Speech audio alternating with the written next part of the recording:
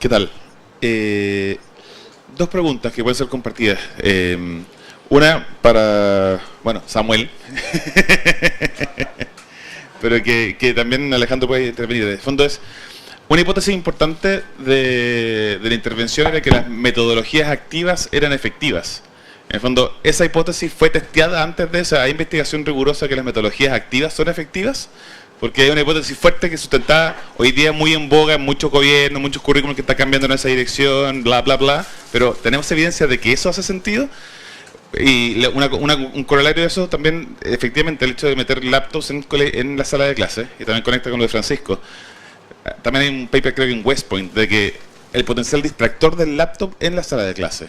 Entonces, al final, puede que tenga el beneficio costo eficiente, decía Francisco, en la medida que tengas muy restringido que solo puede ver el libro, pero si puede ver otros tipos de elementos, tiene un potencial distractor importante en la interacción. Entonces, comentario respecto a eso era el punto uno. Y lo segundo, Alejandro, pensando en el tema de estas plataformas adaptativas, en el fondo que personalizan, el modelo que analizaste tú en particular tiene la gracia que el incentivo para que el niño haga el esfuerzo está, porque es presencial, o sea, tienen que ir los niños a la sala con un tutor que los está monitoreando y aparte está incluso los papás poniendo presión ahí. Y comentaste que había ejemplos en que es más como trabajos de la casa. O sea, ¿en qué casos y cuáles son los elementos motivadores que hacen que los niños hagan el trabajo versus no lo hagan? Porque aunque tenga el mejor software del mundo, si los niños no ponen esfuerzo, no se logra. Entonces, ¿qué componentes maximizan esfuerzo para que lo hagan?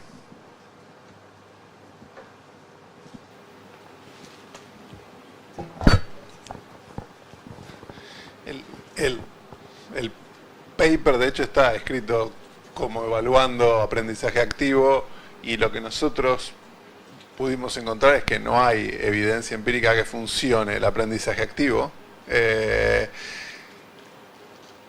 Lo que puedo decir es que de mi experiencia de trabajar con docentes es que hay ciertas cosas que con ciertos docentes funcionan, que no funcionan con todos. Entonces, esta es digamos, tal vez funciona el aprendizaje activo con cierto tipo de docentes, con cierto tipo de alumnos, en cierto tipo de aulas. La evidencia que tenemos de este puntito es que en digamos, para los docentes de este país y de esta calificación y con los chicos, al menos en este corto plazo, no funcionó.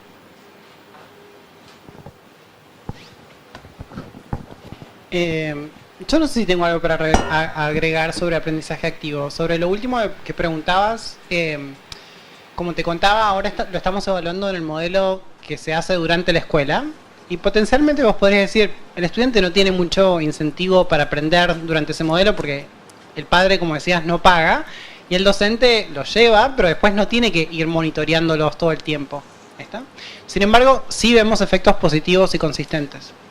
Esto ya a modo de anécdota, porque creo que es importante tomarse en serio el tema de los mecanismos dentro del experimento, y nosotros no tenemos todavía los mecanismos dentro del experimento escolar. Pero algo que Kartik, el primer autor de nuestro paper, hace es, cuando va a presentarle a los oficiales de gobierno en India, en India no sé si saben, pero hay muchísimos idiomas que se hablan, ¿está? Kartik está en una audiencia que habla hindi y hable tamil por 1 minuto entero. Toda la gente se empieza a mirar como diciendo, no entiendo si esto es parte de la presentación. ¿Sí? Ya, lo que él quiere demostrar es cuán doloroso es ser parte de un grupo o de una clase y no estar entendiendo nada de lo que está pasando enfrente tuyo. Entonces, lo primero que diría es, en parte, un poco el incentivo está en que alguien se baje al nivel de donde estás o se suba al nivel de donde estás, en el caso de Julián, en todos mis ejemplos. ¿Está? Lo segundo es que, a diferencia de otras plataformas como por ejemplo Khan Academy, que es más videos, Mindspark requiere que vos actúes todo el tiempo, si no, se mueve el programa. No son videos, no son lectures, no es nada que requiera que se mueva sin que vos actives. Así que bueno, ese puede ser un potencial mecanismo segundo, pero cuando tengamos mejores resultados del mecanismo de evaluación en la escuela, te vuelvo a contactar. Gracias.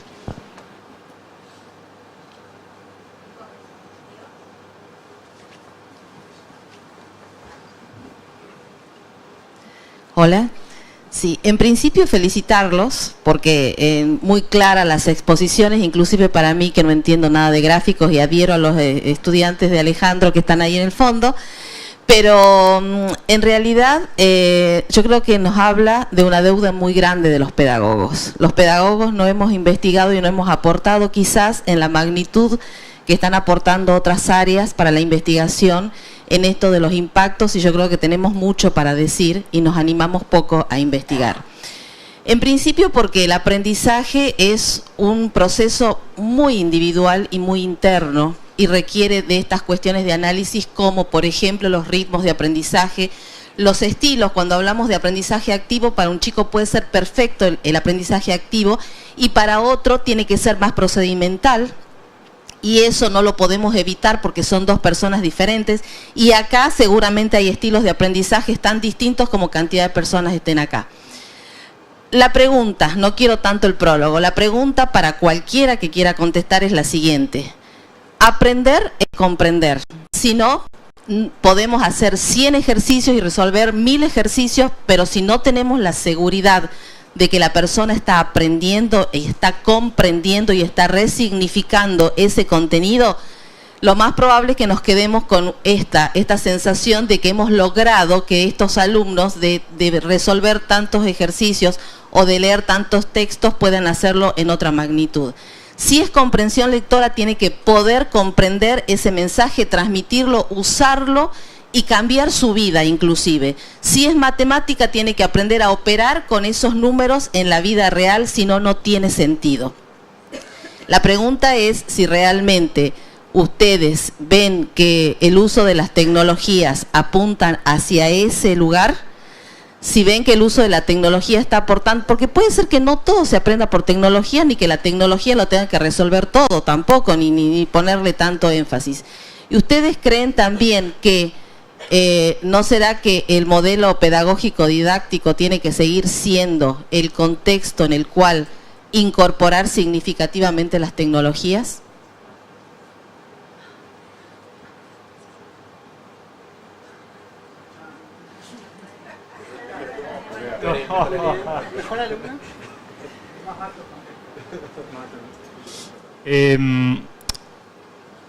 Hay un tema, digamos, primero te quería hacer el comentario, vos decías los pedagogos tenemos que cambiar, etcétera.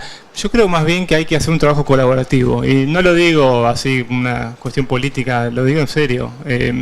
Santiago Cueto es un psicólogo y para mí es fundamental trabajar con alguien así, y Sami también lo decía, ¿no es cierto? Entonces hay un mensaje, creo que es, más bien tenemos que trabajar de forma colaborativa, y quizás parte de eso pasa por como tener cierto lenguaje común, ciertos objetivos. Hay que hacer un trabajo para que podamos colaborar mejor, entonces es tarea de todos, ¿no es cierto?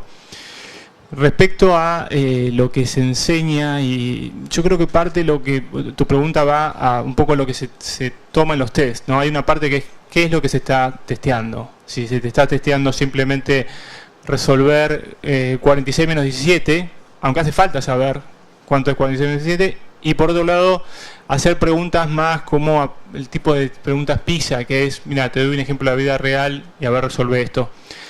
Yo creo que en general, y no soy un experto en esto, entonces no voy a decir mucho, pero creo que se testean ambas habilidades. Entonces, desde ese punto de vista, los test tratan de cubrir.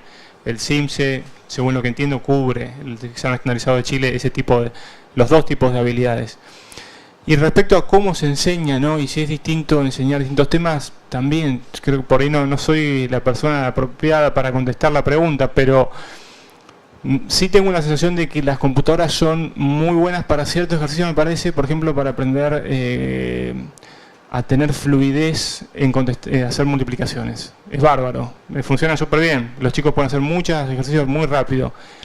Para otro tipo de habilidades que realmente tenés que pensar, muchas veces hace falta, la computadora va a decir, mira, este es el ejercicio, y la persona, y en muchos de los programas funciona así, el chico tiene su hoja de papel, su virome, y se pasa 7-8 minutos resolviendo el problema. Entonces, ¿es tecnología eso? Y es un poquito de tecnología, pero mucha parte no.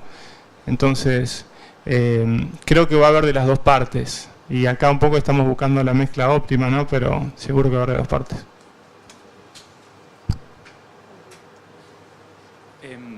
¿Esto está andando? Sí. Quería hacer una pregunta a Julián sobre Conecta Ideas. A partir de los resultados que que vos mostrabas del programa, que eran, si no me equivoco, punto 13 del test que habían hecho ustedes, punto 30 del test del CIMSE. Yo me quedé pensando después lo que mostraste en el tema del futuro de la educación, la imagen de The Economist y tu reflexión acerca de la importancia de lo social. El programa, o a menos mi lectura a partir de los resultados que ustedes muestran resultados, de un programa que tiene un componente de software adaptativo, en cierta manera, más un componente social, muestran resultados que son relativamente parecidos a los programas que tienen solamente el componente adaptativo.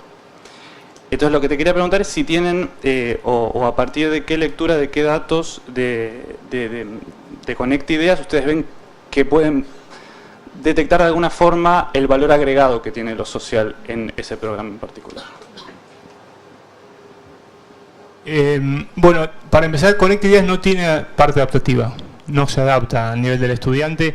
Todos los estudiantes hacen los mismos ejercicios, que son los que el docente les va dando. Entonces, digamos, no tiene parte adaptativa. Y eso un poco fue una tensión y una sorpresa para mí cuando yo trabajé con Roberto Araya, de decir, pero ¿cómo no va a adaptar a nivel estudiante? Es uno de las ventajas comparativas básicas de la tecnología, ¿por qué no? Y entonces él me explicaba de cómo en Corea, en Japón, se trata de que todo el grupo avance junto, etc. Entonces, la verdad no me convenció. Pero hacia el final, viendo los resultados, me dejó pensando. Entonces yo creo que hace falta más intervenciones y justamente el laboratorio que está contando Alejandro que están armando es una posibilidad para ver, por un lado, diferenciadas y personalizadas, y por el otro no.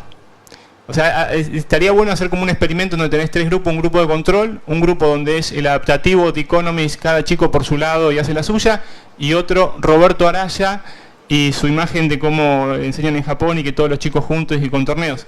Ese sería un experimento interesante para hacer. Hay una evaluación que conozco, que salió el año pasado, que mostraba entre diferenciar y no diferenciar, creo que salió en Education Economy Review, que era básicamente sin la parte social. Era solamente si diferenciás, si personalizás y si no personalizás, y no encontraba efectos agregados por diferenciar, por adaptar. De hecho, el efecto era un poquito mayor, los chicos aprendían un poco más sin diferenciar que con diferenciar. Me sorprende un poco eso. Y también un poco pasa que en la literatura, muchos de los efectos de los programas que han sido efectivos hacen personalización, pero yo me quedaría con simplemente la respuesta que todavía no sabemos, y que es una pregunta muy interesante y que deberíamos tratar de abordarla.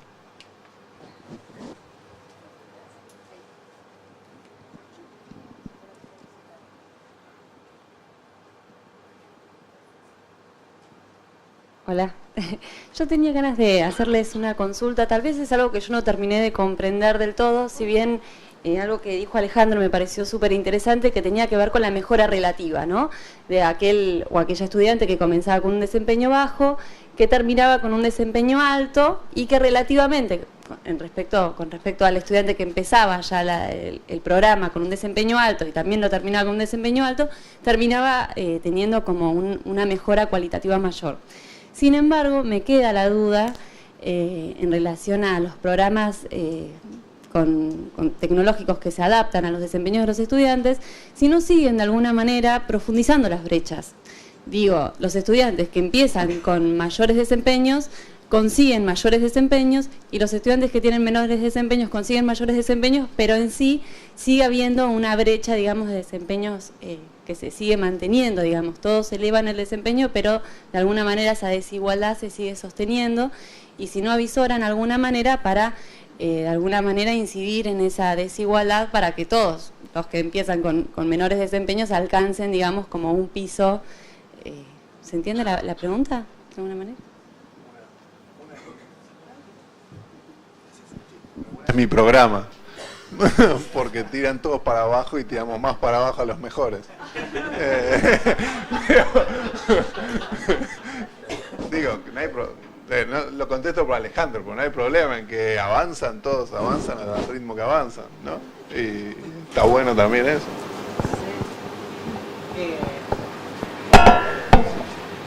Hola. Hola, ahí está, gracias. Tratando de buscar una forma de compararlo. Si vos y yo tenemos que saltar 1 metro, ¿está? Y vos empezaste en medio metro y yo empecé en la marca del 0, ¿está? Y vos mejorás un poquito más y yo mejoro muchísimo más. Depende de cuánto mejorás vos y cuánto poquito estamos hablando y cuánto mucho estamos hablando para mí. Y eso va a variar, creo, de los contextos. O sea, una de las razones por la que quería volver a este tema de lo social, tanto de esto estamos tratando de entender si personalización ayuda, si no ayuda. Personalización, en este artículo que mencionaba Julián, es en Holanda. O sea, ¿no me equivoco? Entonces, quizás la necesidad de personalización en Holanda no es la misma que yo te mostraba en India, donde en un mismo grado hay 80 estudiantes, uno con un desempeño de primer grado y otro con desempeño de 8º grado, digamos. Creo que la respuesta a tu pregunta va a depender un poquito por contexto. Ahora, te quiero llamar la atención un poquito porque a veces le ponemos el fuego a EdTech y me parece que tenemos que volver el fuego a la enseñanza tradicional. ¿Cuál es el contrafactual? Digamos, el contrafactual es que el estudiante de grupo de control, como te mostré, pasó medio año sin entender nada de lo que estaba pasando en esa clase y de hecho no mejoró nada ni en matemática ni en lectura. Digo, quizás no cura todas las brechas, como decía Gloria, pero que ayuda. Yo creo que sí. Dale vos, Francisco. No, yo quería complementar un poco con algo que tiene que ver con esto, que al final del día yo creo, ¿no es cierto? Y la pregunta de Rodrigo al principio también, es cómo las nuevas tecnologías ayudan a que tanto el tiempo que el tiempo efectivo de aprendizaje de una niña o un niño aumente. ¿Me entiendes? Y eso tiene que ver, es una función, por ejemplo, del tiempo que dedica un maestro o una maestra a esa niña o ese niño. Y en ese sentido, lo que yo he visto no es un programa de EdTech, sino que otro programa presencial en Perú, es que uno de los mecanismos de la adaptación de la enseñanza es que libera tiempo de los maestros. Entonces tiene la gente jugando en el software, ¿no es cierto? Y como tú muy bien dices, todos van aprendiendo parejo, pero también libera tiempo del maestro y la maestra para dedicarse más fuertemente a los que lo necesitan más, ¿no es cierto? O que lo demandan más. Entonces, de alguna manera creo que ese tipo de cosas también hay que considerar en esto, no es como puro el software mismo. Y lo mismo pasa cuando la computadora se convierte en una distracción. O sea, en el fondo, yo creo que el desafío de cualquier problema educativo, y ahora toca que es tech porque es moderno y estamos acá, es cómo efectivamente un niño en una sala de clase se dedica más tiempo a enseñar, a aprender, ¿no? O sea, es muy simple al final, ¿no es cierto? Si me están hablando en tamil, yo no tengo nada que hacer, ¿no es cierto? Entonces voy a estar haciendo otra cosa. Si me pasan una computadora que no es atractiva, que el maestro no sabe usar, y además tiene internet, tiene el mundial, tiene Twitter, yo voy a estar haciendo otra cosa, obviamente. Entonces al final, esto es como de la teoría de cambio, la conceptualización, o sea, las intervenciones EdTech van a servir en la medida que logren de que la gente dedique más tiempo a aprender, si es así de fácil. De hecho, por ejemplo, una interpretación alternativa a algunos programas, como el que tú estás haciendo, Alejandro, es que hacen que los niños estudien más tiempo. ¿Me entiendes? O sea, porque estudian antes y después de la escuela, y a lo mejor, si en este programa, sea de lo que sea, ¿no es cierto? Es un detalle que sea de tech, por así decirlo, ¿no es cierto? Tener algo sobre eso, quizás no lo encuentren. Claro, quizás no pasa mucho que están haciendo clases particulares, ¿no? Pero al final del día, a lo mejor, eso es uno de los mecanismos que está sucediendo. ¿Por qué? Porque es mucho más atractivo para una niña, un niño de esta época, usar un smartphone que estar diciéndole que va a escribir en un papel. Yo lo que quería agregar es que tenemos dos objetivos, ¿no? Mejorar los niveles de aprendizaje y cerrar brechas. Pero quizás no es que necesitamos un programa que es perfecto a los dos, sino más bien lo que necesitamos quizás es, por ejemplo, tratar de enfocar estos programas, como muchas de las veces decimos, enfocarlos en los niveles socioeconómicos más bajos, donde están los chicos que realmente están más abajo. Entonces, si vos enfocás ahí, en esas escuelas, y encima el aprendizaje está muy segregado, ahí están muchos de los peores estudiantes, vas a subir la cola. Eso a nivel de escuela, y a nivel de estudiante también lo podés hacer, porque podés hacer que los chicos que están un poco más atrasados se queden una hora después de la tarde, o le das un apoyo especial. Entonces podés cumplir los dos objetivos. No creo que haga falta que un programa te los resuelva, pero tenés formas para hacerlo.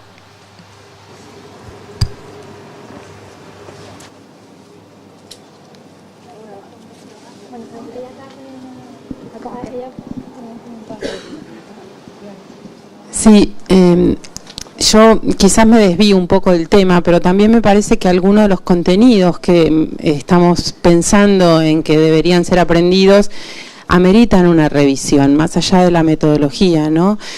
Quizás, digamos, no nos estamos cuestionando si yo tengo hijos y veo cómo se aburren en la escuela con las cosas y cómo me aburro yo tratando de ayudarlos, porque las cosas que les piden que aprendan no son cosas ni que les interesen ni que las puedan utilizar. Entonces creo que centrarnos únicamente en la metodología o en el instrumento no nos va a llevar a un buen puerto si miramos solo eso, ¿no? También, además de la formación docente, además del contexto socioeconómico, también mirar un poco los contenidos que, bueno, están un poco vetustos, por lo menos en la Argentina, ¿no?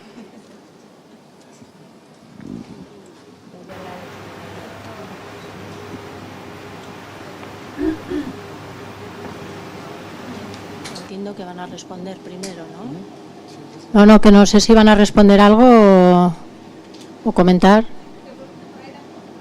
Claro, terminará y después la responden los dos. Ah, bueno. Buenas tardes. Bueno, un placer poder participar y escuchar toda esta jornada desde hoy por la mañana.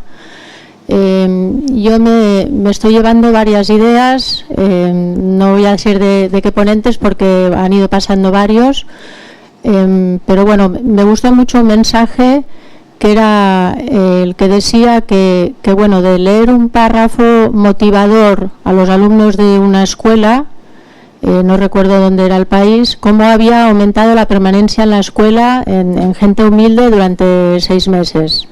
Bueno, esa es una idea que me gustaría destacar. Después veo que la tecnología, obviamente todos hablamos ahora de tecnología, yo trabajo en la industria y también soy docente universitaria, con lo cual la perspectiva como docente es más de la parte de universidad, pero bueno, también soy madre.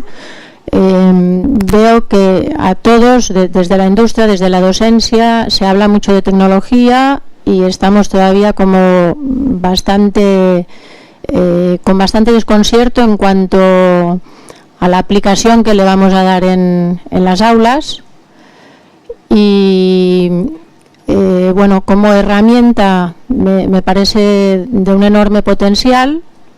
También desde la industria se está trabajando en ello, pero me gustaría añadir algo desde el lado de las habilidades blandas o de la gratificación, o sea, el aprender utilizando esas nuevas tecnologías es más gratificante o no.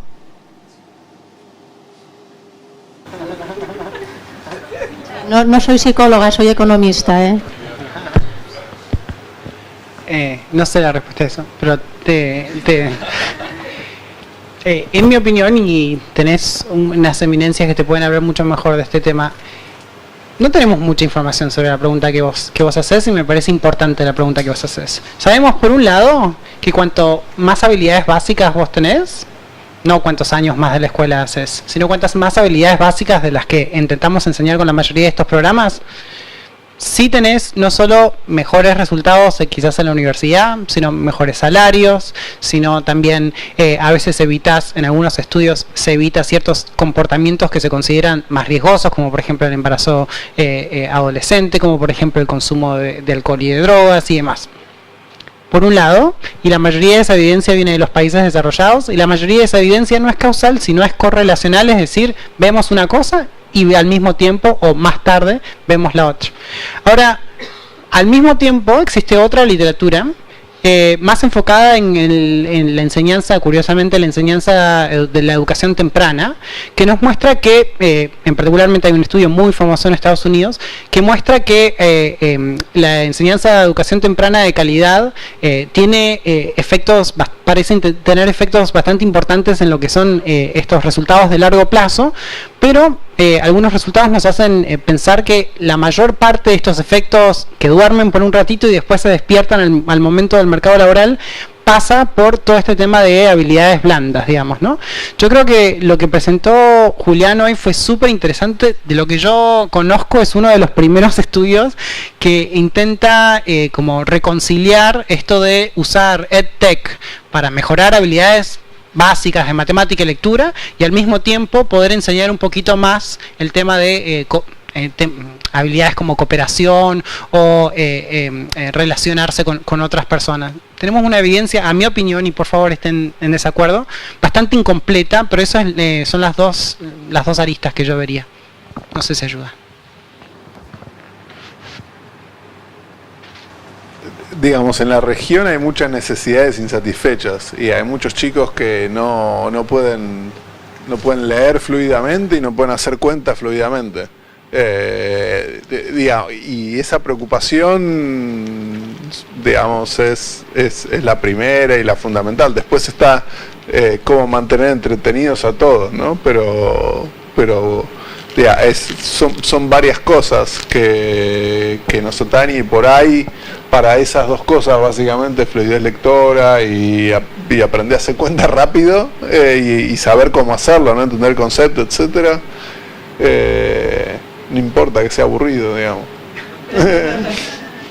Pero hay grandes necesidades que están relacionadas con cosas que habló Alejandro también, de déficit que ya traen los chicos al colegio. Quería complementar, de hecho, esto no es de TEC, pero es complementar un poco lo que decía Alejandro. Hay unos psicólogos fundamentalmente que trabajan con economistas que han descompuesto, tú también lo mencionaste un poco, Julián, los resultados de la prueba PISA entre los componentes cognitivos y socioafectivos. Los economistas le decimos no cognitivo, pero por ignorante, ¿ya? Pero socioafectivo. Y es muy interesante. Entonces ellos hacen esta descomposición, y si tú tratas de descomponer los resultados de la prueba PISA en el componente cognitivo y el otro, y el socioafectivo, y hay un gráfico que tengo en mi cabeza en uno de los papers, en que está, básicamente, a Chile le va mucho peor que a Israel, por decir algo, en la prueba PISA. Mucho peor.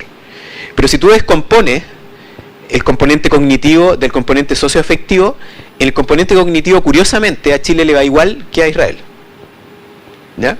Y la diferencia es el componente socioafectivo. Entonces, esto no es de TEC, es de, más bien, prioridades eventuales que uno puede tener en los sistemas educativos de la región. Yo estoy de acuerdo con el tema de las habilidades socioafectivas. Lo que sí yo creo, y también la evidencia lo sugiere, al menos en el caso de Chile, es que es un error creer que son sustitutos, ¿ya? Uno a veces piensa de que en el fondo tiene que elegir, ¿me entiendes?, entre elegir, entre enseñar lo cognitivo y lo otro, y la impresión que yo tengo es que más bien son complementos. Hay ciertas cosas, ¿no es cierto?, que cuando las haces bien en las escuelas y en los sistemas educativos tienen impacto significativo en las dos dimensiones. Eso.